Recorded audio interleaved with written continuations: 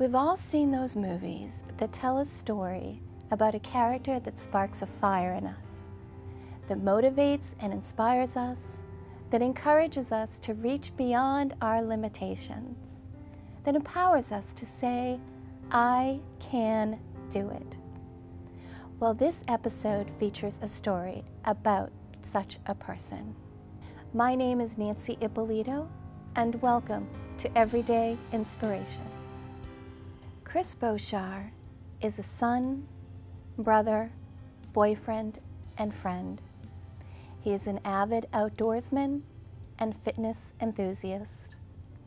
On July 3rd, 2011, Chris was in a boating accident and suffered a spinal cord injury. This is his inspirational story.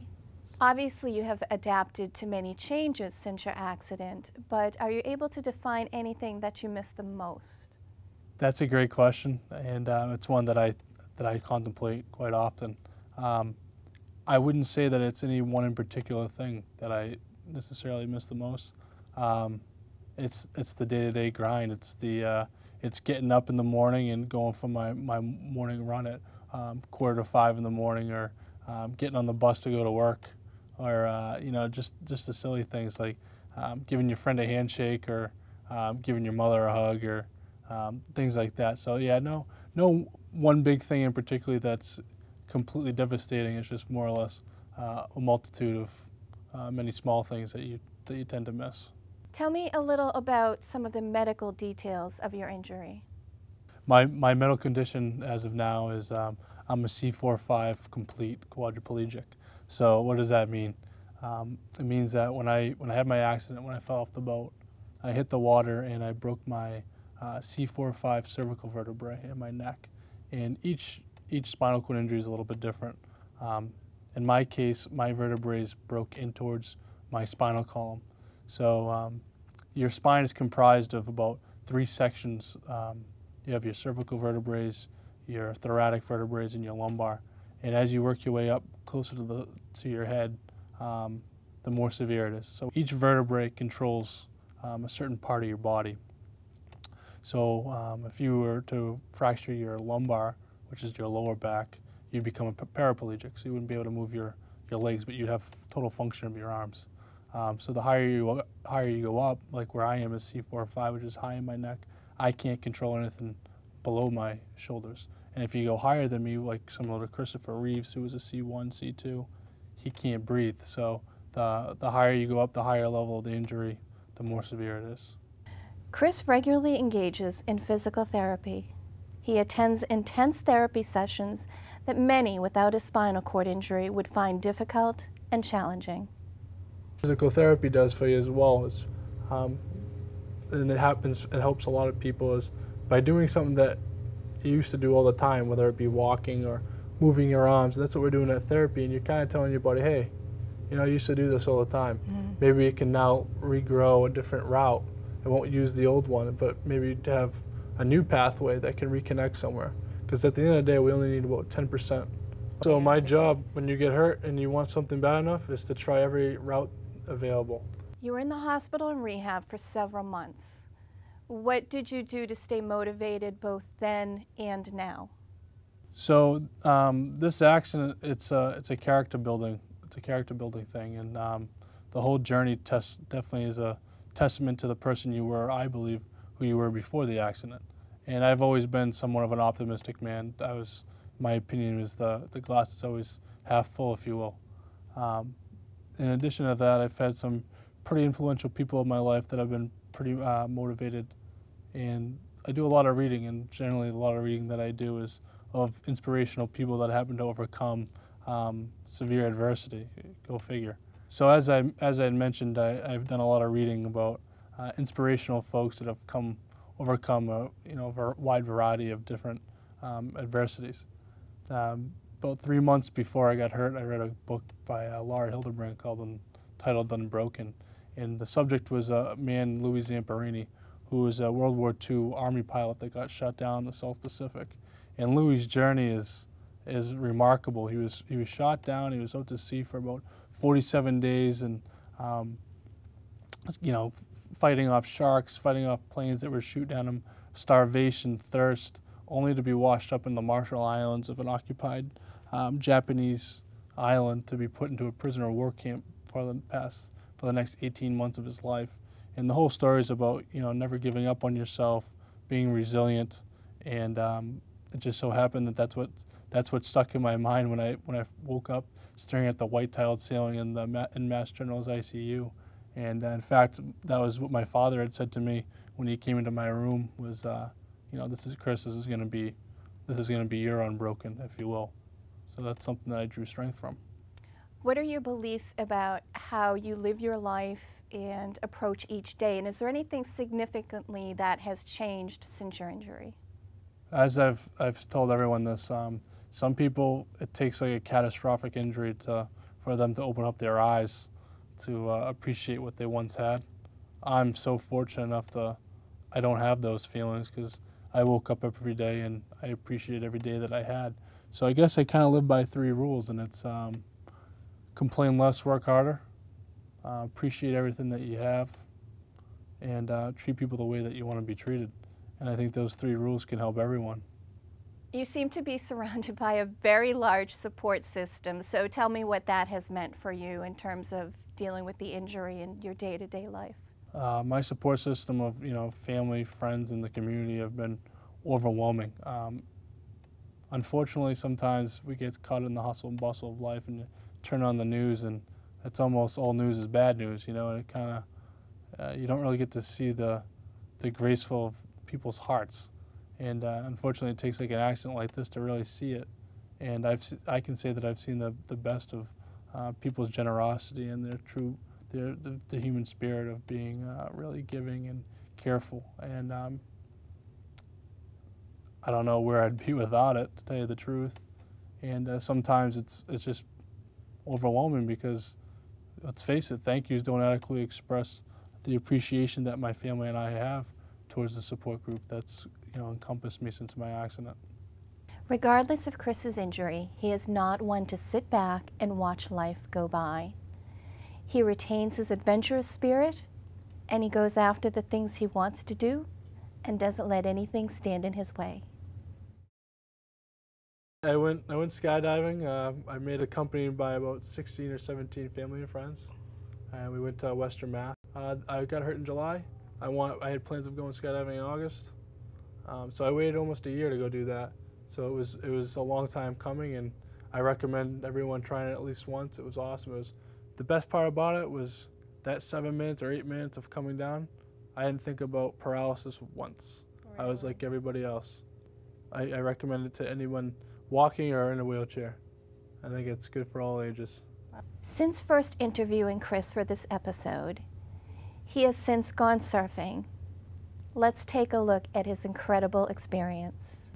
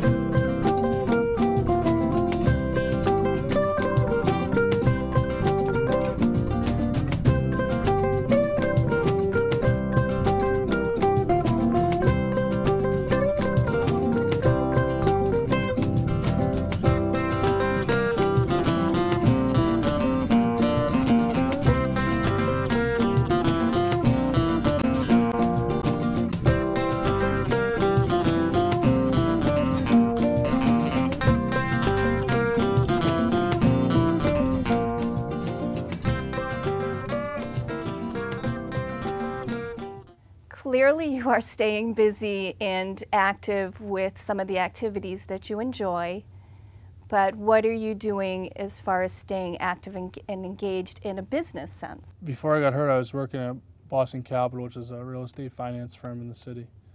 I didn't have a glorified position whatsoever, but what I enjoyed was being around the office and picking up on people's business senses, you know, and that's something now that that I don't have, and it's tough because, you know, I look towards my future, and you don't want to end your intellect at 25. So I don't want to be 40 years old thinking the same way I thought, you know, the year that I got my accident. The whole idea of life is to continuously evolve and get smarter, get stronger, what have you. So in order to do that, you know, I no longer go into Boston Capital, but what I do is I make a lot of networking appointments, and I go into different facilities or different businesses, local businesses or friends of mine that have businesses, and I talk business. And I network, and people present their business strategies or their marketing strategies, or we go over the finances of their company, and it keeps me evolved, and it keeps my brain working, and I'm a ferocious reader, and that's predominantly what I read about now, is a lot about business. So it keeps the gears moving in my head, and that's what I have left is the muscle upstairs. So, you know, I don't want that to go stagnant on me. Watching your loved ones have to take care of you, or, you know, watching your parents have to take care of you, and, you know, it's to my understanding that when I get older, I should be taking care of my parents. They shouldn't be taking care of me.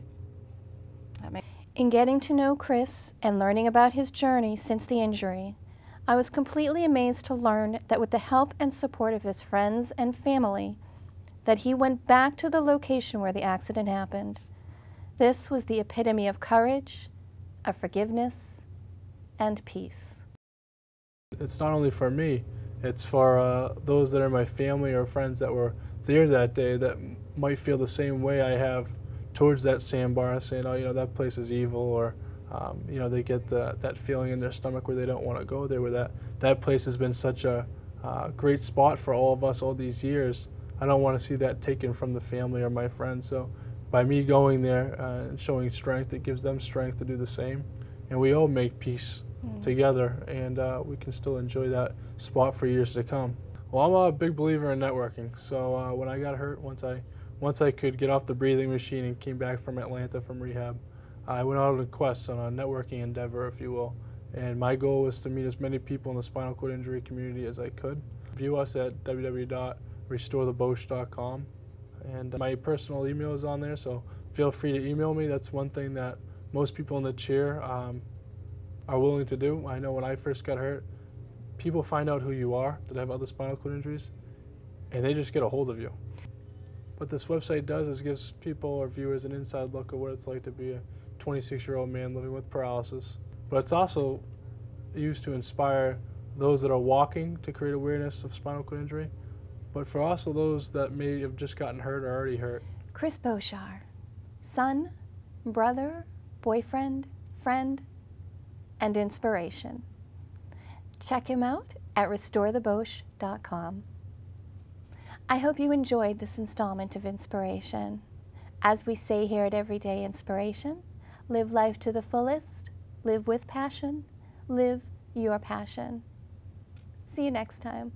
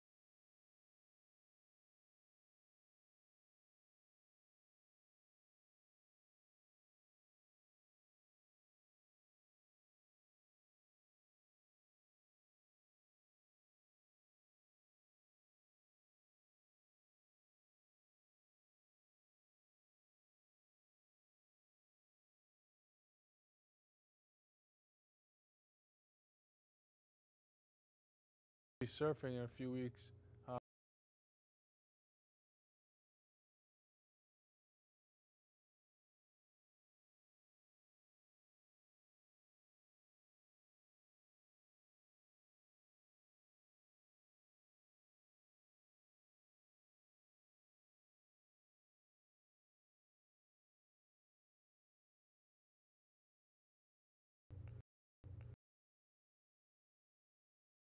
Live life to the fullest. Live with passion. Live your passion. I was the guy that got up at 4:30 in the morning to run wind sprints up my hill with a weighted vest, and 2 hours afterwards, and then head into downtown for work, and then go back to the gym afterwards. And the only thing I ever sacrificed was really sleep. I took advantage of every day and lived it to the fullest. Growing up, I was always told never to back down from anything, stand your ground, and I always honored those that did the same. Whether it be a boxer that got knocked down in the second round and got back up to fight the rest of the fight, I always honor those guys. So here I am with a little adversity in my life, and I think the best way to beat adversity is by facing adversity face to face and making peace with the situation and not letting it get the best of you and not letting it define you. If I can get into Harvard Med School, I'll go to Harvard Med School. But like I said before, I miss all the small things. I miss the simplicity of the daily routine. I was a pretty fit guy. I was about 230 pounds all muscle, and then within 6 weeks, I had lost 80 pounds.